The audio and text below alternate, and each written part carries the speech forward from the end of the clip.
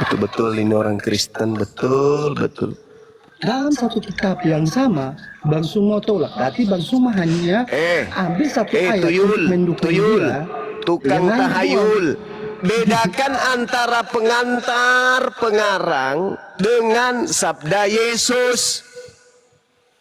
Yang tinta merah itu ucapan Yesus, yang hitam itu karangan.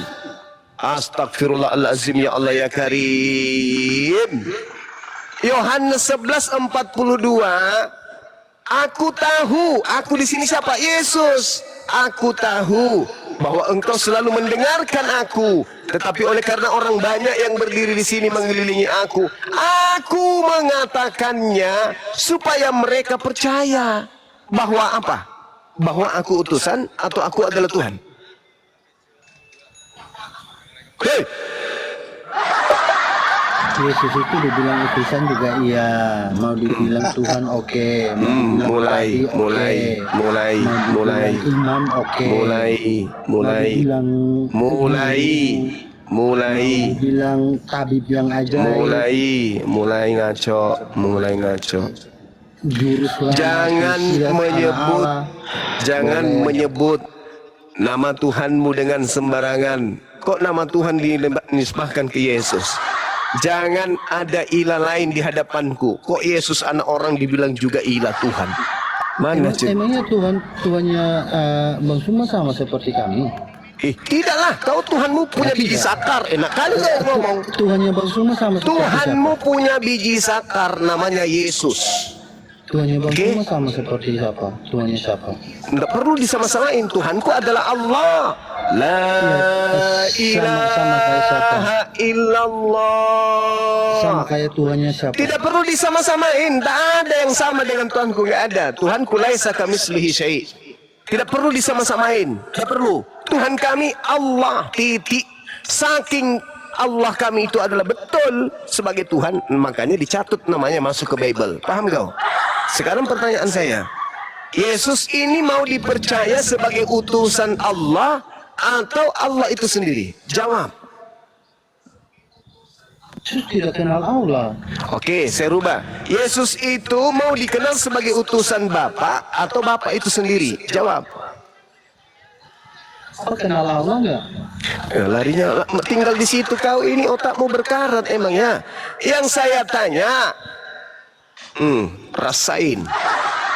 Akhirnya terpenjara lagi, telunjukmu masuk di selangkangan. Semua kau datang besok. Pendeta kau dapat. Meow, cep. Tarik keluar, sup. Cium. Sadap. Kalau kau masih mengatakan syadab, otakmu belum berfungsi berarti. Kok ada orang kayak begini yang masih hidup ya? Susah. Kan sudah sering saya katakan, musuh terberat adalah Bible itu sendiri. Udah aku bilang. Musuh terberatnya adalah Yesus. Musuh terberatnya Kristen itu Yesus. Hadapkan saya dengan pendeta yang bisa membantah saya.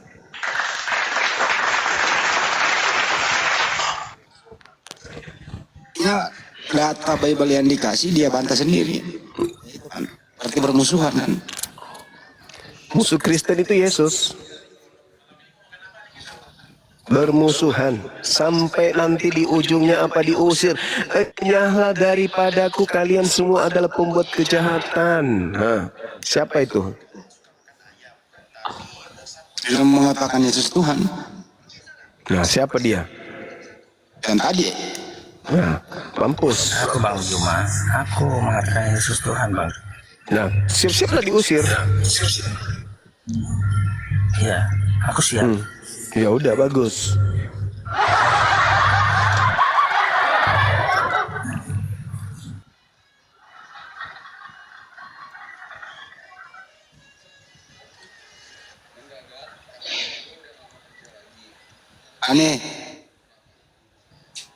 aneh.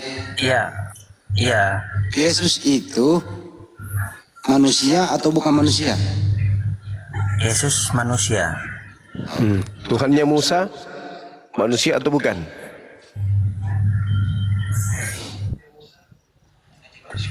Bukan. Bukan. Udah selesai, sederhana kok itu. Sederhana bagi orang yang berakal, dah sederhana. Lanjut Bang Andi. Ya. Kalau Yesus manusia, apakah manusianya Yesus bertuhan? Aneh.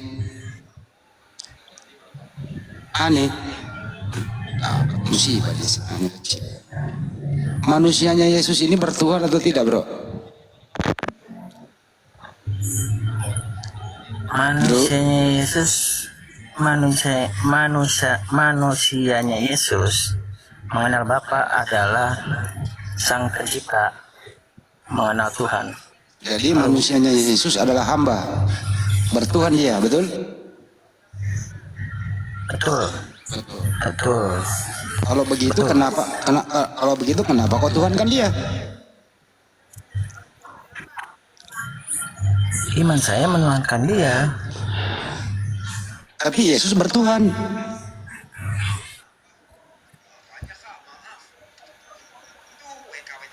Kenapa kau nggak samakan Tuhanmu dengan Tuhan? Semua ajaran dia. Kalau terakhir dari saya sebelum Kak Ali Daya ya bagi-bagi waktu ya.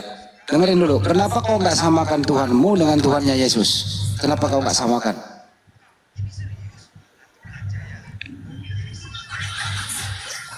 Kenapa bertanya seperti itu? Tuhannya Yesus. Kan iman saya. Tuhannya Yesus siapa? Iman saya. Tuhannya Yesus siapa? Sang Pencipta. Ya, Tuhan kamu siapa? Yesus. Sama nggak tuh Tuhanmu dengan Tuhannya Yesus? Bagi saya sama. Tuhannya Yesus siapa? Sang Pencipta. Tuhan kamu namanya siapa? Yesus. Yesus Tuhan atau bukan? Yesus bagi saya Tuhan. Tapi dia bertuhan. Iya. Ada apa? Aduh sakit. Ali Daya langsung. Ali Daya lagi bagi-bagi waktu. Siap. Bang Ani, denomnya apa bang? Kalau boleh tahu Kristen apa denomnya dulu? Kenapa? Denomnya Kristen apa ya? Katolika, Protestan kah? Oh, Protestan. Jadi gini bang ya, terkait dengan keimanan silakan. Kami tidak membuyakan iman Anda. Ini bukan diskusi untuk membuyakan iman Anda. Kita di sini coba berbagi literasi. Mungkin minimal ada yang teman-teman Kristen belum tahu dasar. Karena kalau dipercayakan sesuatu itu bang harus sesuai dengan pernyataan sama kenyataan itu baru betul. Jangan diklaim satu hal, kemudian dianggap benar, padahal faktanya kemudian tidak benar. Itu nanti klaim. Kalau cinta bilang bertepuk sebelah tangan, tidak dibalas cintanya yang gitu. Jadi gini, kalau Yesus dipertuhankan menurut iman Kristen, pertanyaan saya, apakah begitu isi kitab? Apakah begitu pengajaran Yesus? Ternyata bang, kami sebagai orang-orang juga yang mengkaji ya, sama teman-teman Kristen, bukan saja Anda. Kami ini dasarnya ada di sini pun kami karena belajar juga, bukan kami main sembarang. Dan kami tidak akan menyinggung keimanan orang lain. Kalau iman kami tidak tahu dasar, kan gitu. Contoh, ketika kami klaim Allah itu satu-satunya Tuhan, maka klaim ini bukan dari kami, tapi dari Al-Quran, pengajaran dari Rasulnya sendiri. Allah itu kul, Allahu ahad, satu, asa.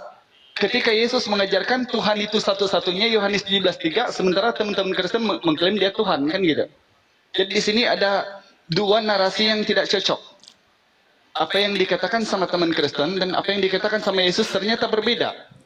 Nah, Bang Ani sendiri tanggapannya seperti apa, Bang? Sebelum kita elaborasi, kasih perluas lagi tentang ajaran ini. Kita rongkai coba. Siapa Yesus sebenarnya? Silakan. Yesus sudah dinubuatkan diberikan kepada Nabi Daud bahwa akan datang sang Mesias. Nah, sang Mesias ini itu dinubuatkan dalam rupa seorang anak manusia. Jadi ketika firman Allah tidak sampai kepada bangsa Israel dan bangsa Yahudi, maka bagi saya, iman saya, Allah itu datang dalam Mesias, sebagai Mesias seperti itu. Karena firman tidak sampai, maka firman itu datang ke dalam dunia dalam bentuk Mesias. Nah, Mesias ini tidak diterima sama Yahudi. Ketika itu Yesus terangkat ke surga, dia memberitakan untuk mengabarkan kepada seluruh bangsa bahwa dia adalah Mesias dan untuk memberitakan pengajaran-pengajarannya. Nah, saya mengimani saya bahwa Yesus itu adalah Allah itu sendiri. Dari situ saya mengimani seperti itu. Baik, gini Bang ya. Dengar baik-baik ya. Menurut Anda, Mesias ini Tuhan ya? Menurut apa yang Anda percayakan saat ini, Mesias ini Tuhan gitu? Iya. Baik. Jadi di dalam Mazmur 22 nomor 16 atau di Mazmur 91 nomor 11 sampai 12 sudah dijelaskan sama Tuhan.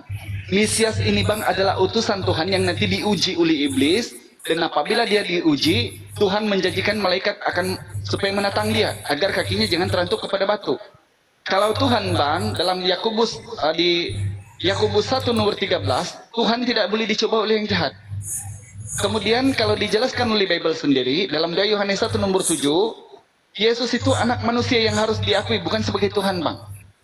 Bahkan kalau mengaku dia adalah Allah itu antikristus yang ternyata penyesat. Nah lagi-lagi Bang ya, dalam ranah keimanan silakan sejak beriman. Tapi yang namanya diskusi Bang, kita di sini menggali apakah sesuai dengan iman, karena di 2 Samuel 2 nomor 26, iman tanpa kritisi perbuatan itu tidak boleh, sama dengan akal mati kan kata gitu. Bible-nya bilang gitu. Nah, sekarang ketika Abang mengimani Yesus sebagai Tuhan, pertama Bang, sebelum kita masuk ke ranah ayat, begini Bang ya. Andai kata Yesus betul-betul Tuhan yang lahir di tengah-tengah Bani Israel, maka pertama-tama yang harus menuhankan dia adalah mamanya. Betul? Mamanya yang besarkan dia, mamanya yang ajari dia jalan, mamanya yang ajari dia disuapin bubur, bahkan diajar membaca ABC. Mana mungkin mamanya tidak tahu kalau anaknya Tuhan? Tapi faktanya di dalam Bible kemudian tidak pernah Maria satu ayat menyebut anaknya Tuhan. Sementara kawan-kawan Kristen yang sudah jelas bukan Bani Israel, yang sudah jelas keluar daripada oknum pengajaran kelompok pengajaran Yesus, tiba-tiba mengatakan dia Tuhan. Di dalam Bible Anda Yesus berkata gini, aku diutus hanya kepada domba-domba yang tersesat dari umat Israel. Matius 15:26. Di dalam Matius ayat selanjutnya 26-nya, ayat 24, 26-nya bilang begini, kamu bukan orang Yahudi, tidak pantas aku menolong kamu, tidak pantas seorang anak-anak diberikan roti, lalu melemparkan remah-remah itu kepada anjing. Yohanes 17 nomor 9, aku berdoa untuk mereka, Bani Israel, bukan kepada dunia aku berdoa, kata Yesus. Jadi kalau ayat-ayat yang begini sudah jelas, terang benderang, pertama, tidak mungkin Bang Tuhan berdoa hanya kepada suatu kaum. Karena Tuhan itu meliputi semua makhluk ciptaannya. Kemudian Tuhan tidak mungkin berkata utusan hanya kepada satu kaum, karena Tuhan itu pencipta seluruh kaum. Nah, yang ketiga, bila mana Yesus dipertuhankan, seharusnya yang namanya Tuhan itu satu itu Bang, tidak ada yang bersandarkan kepada Tuhan yang lain. Kenapa Yesus bilang Allah Bapa, Allah Bapa, Allah Bapa? Sebab dia mengatakan Bang dalam Matius Yohanes 10:29, Bapakku yang memberikan aku kepadamu, dia lebih besar daripada aku dan siapapun. Di dalam Yohanes 13 nomor 16, seorang hamba tidak lebih tinggi dari tuannya, itu nabi Bang. Dan seorang utusan dari yang mengutusnya, rasul. Nabi dan rasul kata Yesus tidak tinggi dari tuannya yang mengutus dia itu. Ayat ini sudah jelas Bang.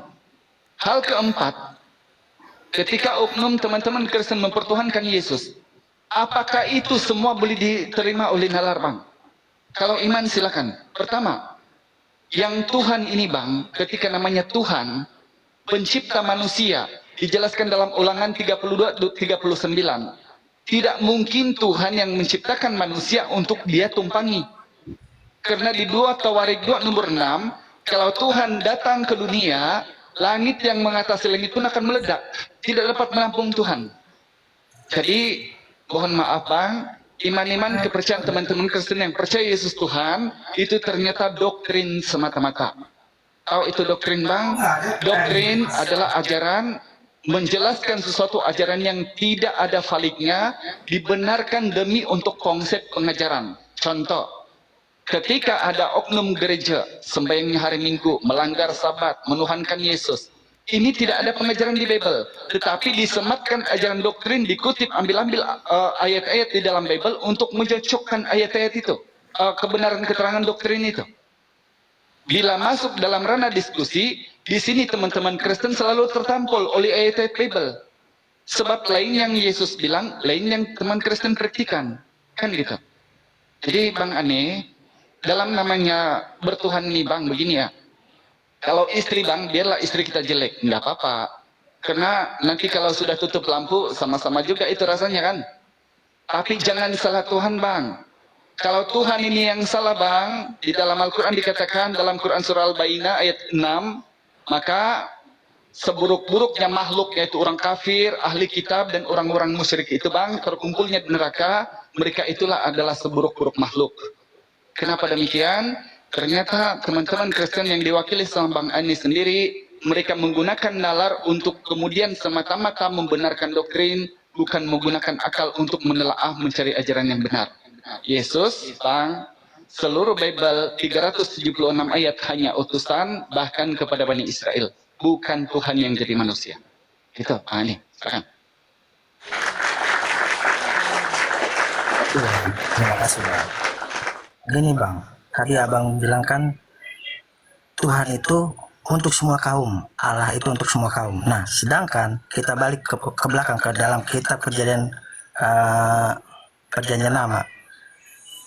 Musa, Tuhannya untuk kaum Musa saja, tapi tidak untuk kaum Firaun. Katanya untuk semua kaum. Kenapa Firaun seperti itu? Kenapa Firaun tidak disenggol-senggol untuk diselamatkan? Nah, disitulah karena Allah itu mencari bangsa-bangsa yang dipilih oleh Dia, oleh Allah itu sendiri.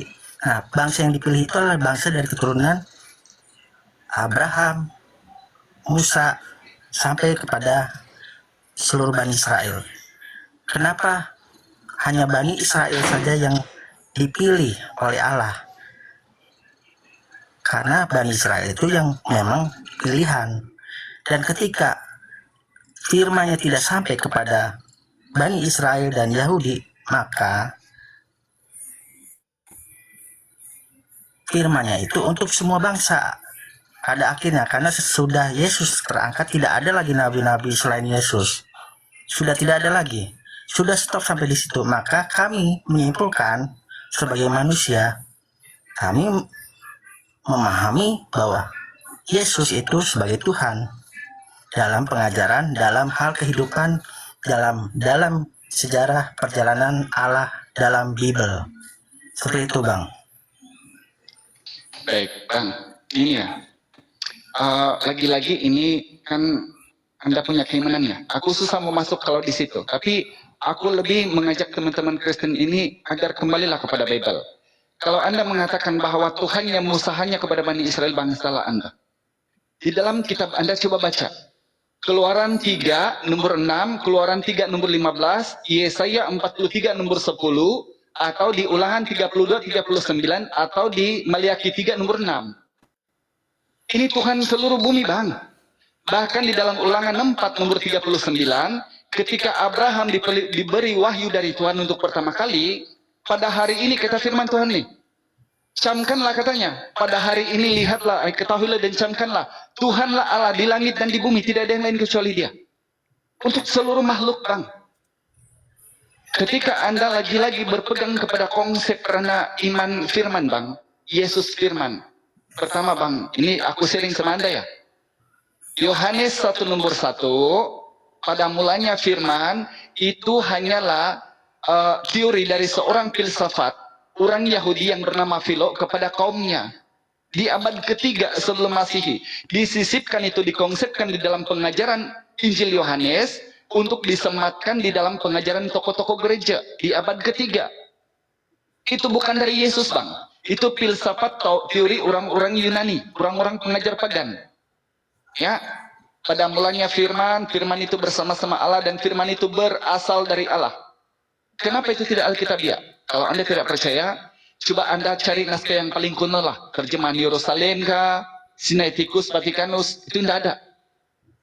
Itu hanya ada disematkan kemudian teori-teori yang begini untuk membenarkan yang saya bilang tadi, Bang. Membenarkan konsep ajaran doktrin gereja untuk menyematkan apa yang cocok bagi mereka, memperjelas